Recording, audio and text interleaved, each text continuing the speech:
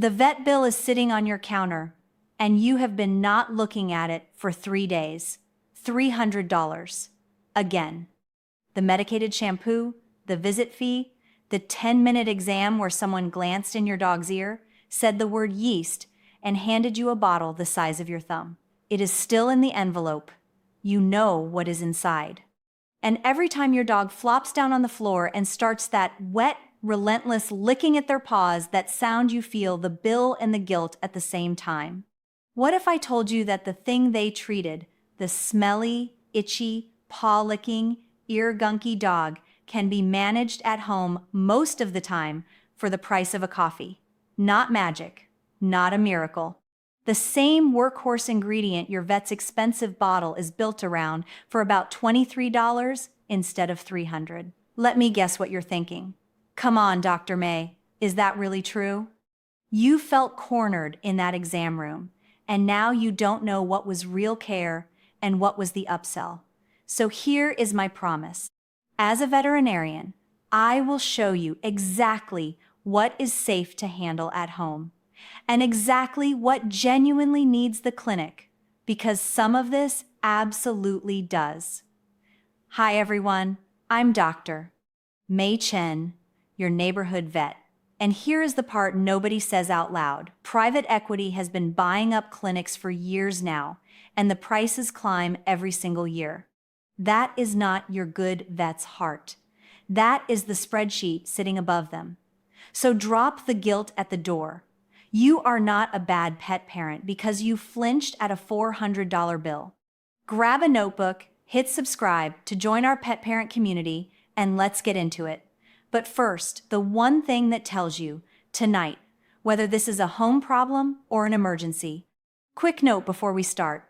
I'm a veterinarian sharing general information to help you care for your pet, but I'm not your pet's vet, and this is not a diagnosis. Every animal is different. And because today involves things your dog will have applied to their skin and their ears, introduce anything new slowly, watch for any reaction, and check with your own vet first if your dog is on medication, is very young, very old, pregnant, or has any health condition. If your dog is in real pain or there's blood, that's a vet visit, full stop. Okay, with that said, let me start with what most pet parents get wrong, because it changes everything. Yeast is not an invader that swooped in from outside. Yeast lives on every healthy dog, all the time, in small amounts. It is a normal resident. The problem isn't that it showed up. The problem is that something let it overgrow. And yeast has 3 favorite conditions: warm, dark, and moist. Think about where your itchy dog smells the worst. The ear canal, the paws, between the toes, the folds of the skin, the armpits, the groin, under the tail. Those are the warm, damp, hidden corners of the body. That musty, corn chip, slightly bready smell people describe Frito feet. The comments call it. That is yeast having a party in a place that stayed wet too long. So here's the reframe that will save you the most money over your dog's whole life. Most of the time, a yeasty dog is not a dog who needs a stronger drug. It's a dog whose skin got knocked out of balance and stayed damp. Manage the environment on the skin, manage the cause underneath, and the yeast goes back to being a quiet little resident again. That is what your vet's $300 bottle is actually doing. Now, let me hand you the cheap version of the same thing, and then I'll be very honest with you about when the cheap version is not enough. Number 1, the real $23 workhorse, chlorhexidine. Write that down.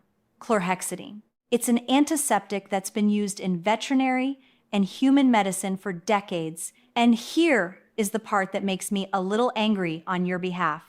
It is the active ingredient in a huge number of those prescription medicated shampoos and wipes. You can buy a bottle of chlorhexidine shampoo formulated for pets, usually somewhere in the range of $15 to $25, and it lasts months. There are chlorhexidine wipes too, for the spots a full bath can't reach, the paws, the folds, one ear flap. Look for a concentration around 2 to 4% on the label. That is the range most veterinary strength products land in. You bathe the itchy dog. You work the lather into the smelly areas, and this is the step everyone skips. You let it sit on the skin for a full 10 minutes before you rinse. Set a timer. Yeast and bacteria need that contact time. A 30-second rinse does almost nothing. 2 baths a week for the first couple of weeks, then taper down as the skin calms. That's it. Same family of ingredient, a fraction of the price. Now, honesty beat, and this is an important one. Chlorhexidine is for the skin and the coat. Do not pour shampoo or a homemade solution deep into an ear canal, especially if you cannot see the bottom of it or if your dog is crying when you touch that ear. The ear canal in a dog is long and L-shaped, and a ruptured eardrum changes everything you're allowed to put in there. A gunky, painful, head-shaking ear that smells, that is one I want a vet to actually look into with the right tool first. I'll come back to the ears. Just hold that thought. Number 2, drying. This is free, and it might be the most underrated thing in this entire video. Remember the 3 conditions: warm, dark, moist. You cannot do much about warm and dark, but you own moist. After every bath, after a rainy walk, after a swim, after your dog wades through wet grass, dry them. Really dry them. Towel the paws, get between the toes, dry the armpits and the skin folds and under the tail. For the deep wrinkles on a wrinkly breed, a soft, dry cloth, gentle, every day. A damp fold is a yeast greenhouse. A dry fold is just skin. I had a client years ago whose dog's paws cleared up almost entirely, no shampoo, nothing fancy, just because she started keeping an old towel by the back door and drying the feet every time they came in from the wet yard. $2 of towel. That's it. Drop the guilt if nobody ever told you this. Almost nobody does, because nobody makes a $300 margin telling you to use a towel. Now, take a breath, because number 3 is the one most people get backwards. Number 3, the between bath spray, diluted apple cider vinegar. You've seen this all over the internet, and I'm guessing some of you are already nodding because you tried it. So let me give you the honest, precise version, because the internet version is where dogs get hurt.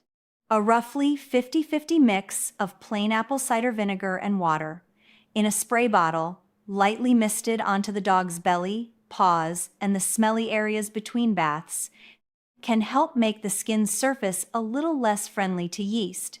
Vinegar is mildly acidic, and yeast prefers things less acidic, so you're nudging the environment. Here is the caveat, and I need you to actually hear this one. Never, never put apple cider vinegar, even diluted, on raw, broken, cracked, or bleeding skin. It will burn. It will sting like you would not believe, and you will teach your dog to run from you. If the skin is open or raw, vinegar is off the table completely. That dog needs a gentler approach and probably a vet. Vinegar is for intact, just smelly, slightly itchy skin as a maintenance mist. Patch test a small spot first, and if your dog hates it, drop it. It's optional, not essential. The chlorhexidine and the drying are the engine. The vinegar is just a helper between washes. Number 4, the cause underneath, and this is where the real money is hiding. The reason your dog keeps relapsing no matter how many $300 bottles you buy. Recurring yeast is very often driven by an allergy, food sensitivity, or environmental allergies, pollen, dust, grass. The allergy inflames the skin. The inflamed, damp skin lets yeast overgrow. The yeast itches, the dog scratches.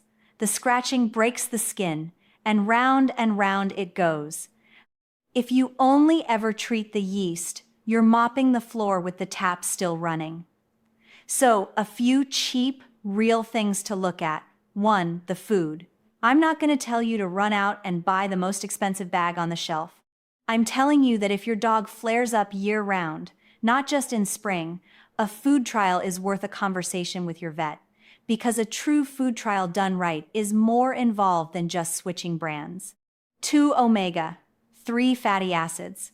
A good fish oil or sardines, packed in water, not oil, not in sauce, a couple of times a week for a medium dog.